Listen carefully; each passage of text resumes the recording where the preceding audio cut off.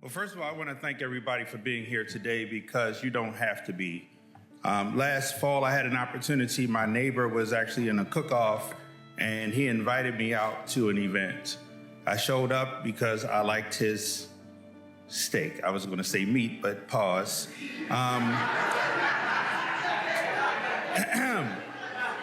Sorry, I gotta be me.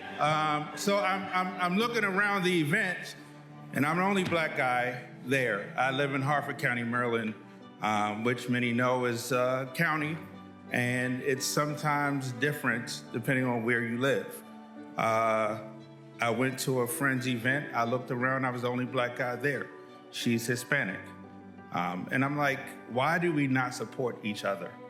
So I thought before I started my speech, I wanted just to remind you why connectivity matters and why you being here is not only part of the problem, but part of the solution, right?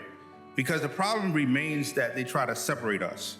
So let me tell you about what James H. Cone, a theologian, I read a lot, unfortunately. He says that being black in America has to do with having your back against the wall. Now, where I'm going with this is blackness is not a color, it's an attitude. It's a stance. You can be white and be black. Now, he also says that anyone who fights against white supremacy and stands with the oppressed is black. Now, the point I'm making is blackness is not about the color, but a symbol of oppression and liberation. To be black means to side with the oppressed. So if you side with us, you're here today as part of the struggle. You're here today, you are theologically our brothers and sisters. So I don't want anybody to look around the room and say they're black, they white, they tan, they blue, they green. Anybody red here, call 911. But the idea is we are not looking at the melanin in our skin, but the alignment of our spirits and our souls towards a celebration, a commemoration. Less DNA, more DNA of justice. So I say, God doesn't check color swatches. When we get to heaven, I hope that there's no line for those who identify as one, those who identify as another, and then the mixed in the middle, because we all are mixed, right?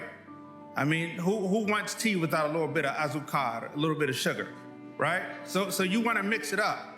The idea of anyone looking alike, everybody dressing alike, that's boring. God doesn't check color swatches. God checks which side of history you're going to stand on.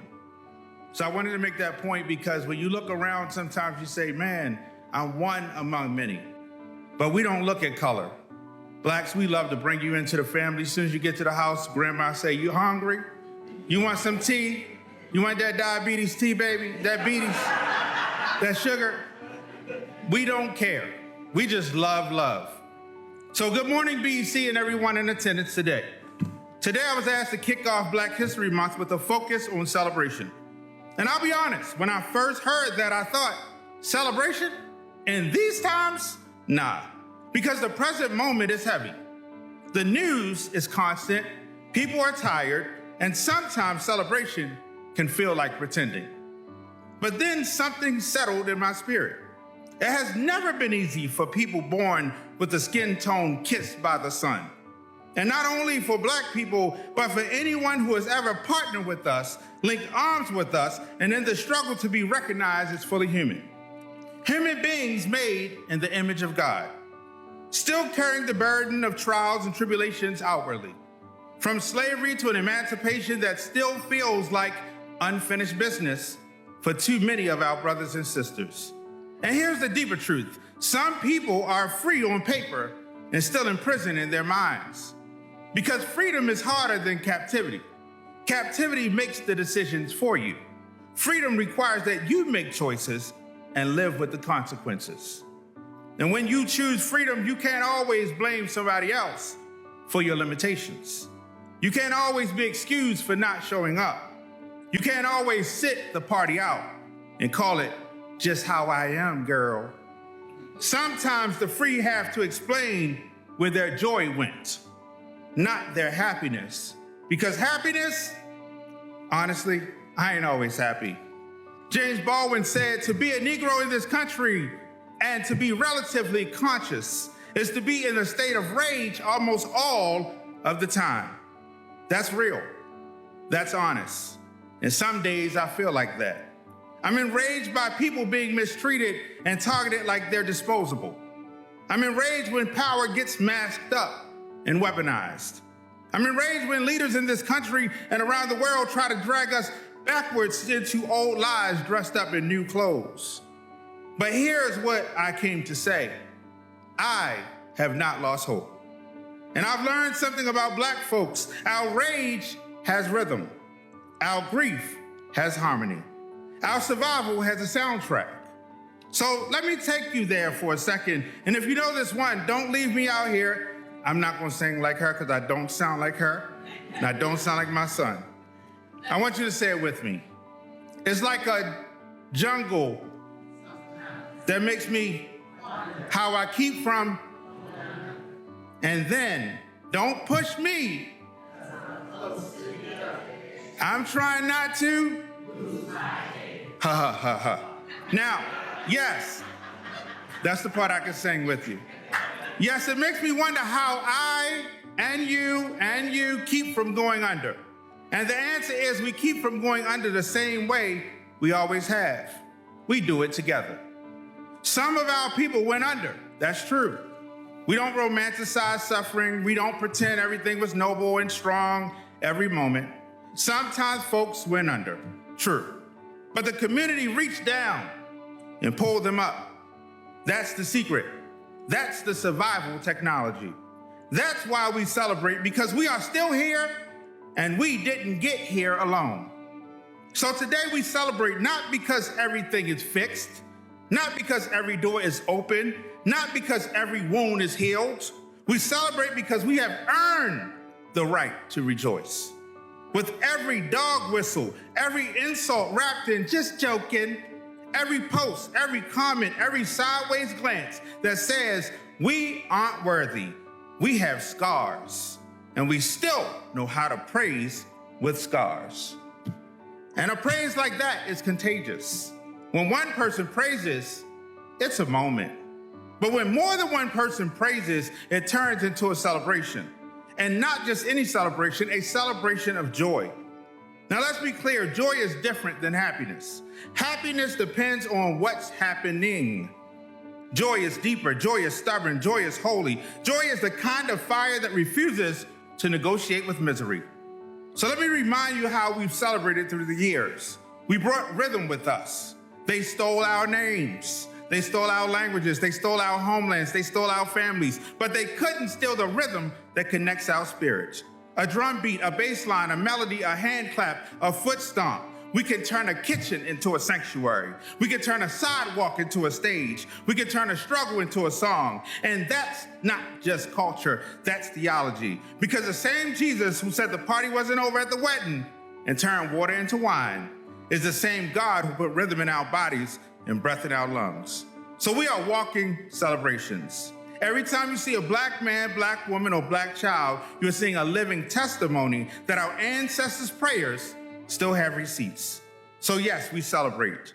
They tried addition, just add chains. They tried subtraction, take the fathers, take the future. They tried division, separate the light from the dark. But we multiplied, and not just a little, but with exponents.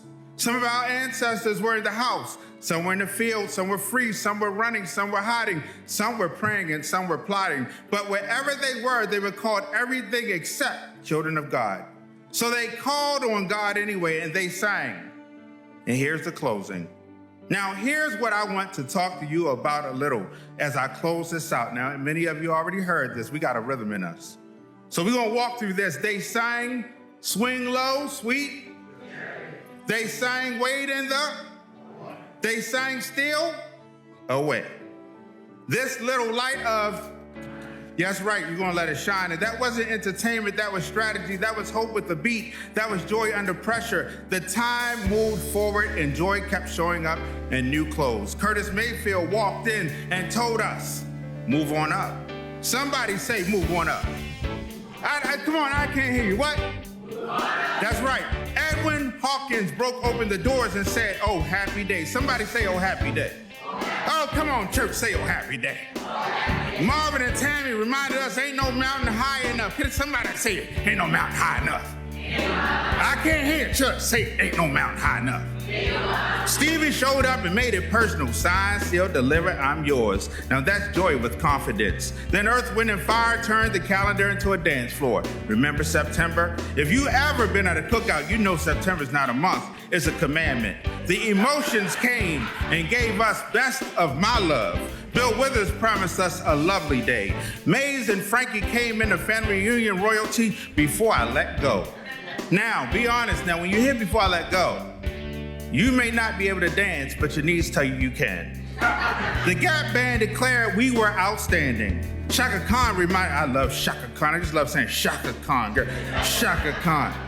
I think I'm gonna start calling people Shaka Khan. Shaka Khan reminded us ain't nobody got the right to take your joy. And even when storms came, we kept singing New Edition as, can you stand the rain? I was about to sing I Trick You. Can you stand the rain? Translation, can you keep your character when life gets wet or moist or whatever you want to call it, pause. And when the streets got poisoned, Belle Biv DeVoe warned us that that girl is poison too. When relationships got messy, Erykah Badu came in and said, y'all better call Tyrone. And TLC told folks, ain't no scrubs at this damn party. Now, while all of this was happening, the church kept its own soundtrack because Black joy has always had a sanctuary somewhere inside it. So if you grew up with this, you already know there's a total praise, a praise that holds you up when your legs are shaking. We fell down, but we got up. We stomped anyway. We found melodies from heaven in between Kirk Franklin going off on his son online, right here on earth. That's why Black history is worth celebrating and remembering, because it teaches us that the world needs joy. We need praise, and praise looks like what we earned. I'm going to finalize this because it's time for y'all to have your own celebration. I just want to be clear. This month is not about facts. It's not about firsts. It's not about timelines or textbooks. It's about everyone in here, living people, and those who are not with us. It's about the kind of resilience that doesn't turn you cold. It's a joy that refuses to be negotiated or to negotiate with misery. So today, everything isn't perfect. There's no pretending. It's no pretending by putting a smile over our pain. But you, me, we are built for this. And even when we aren't singing happy, we keep love on top, because love carried us, love kept us, and love connects us. So this month, as you celebrate, put a hand clap in the face of hatred. Do a line dance in the face of despair, and give a testimony that says, we're still here and we still know how to rejoice without scars. Thank you.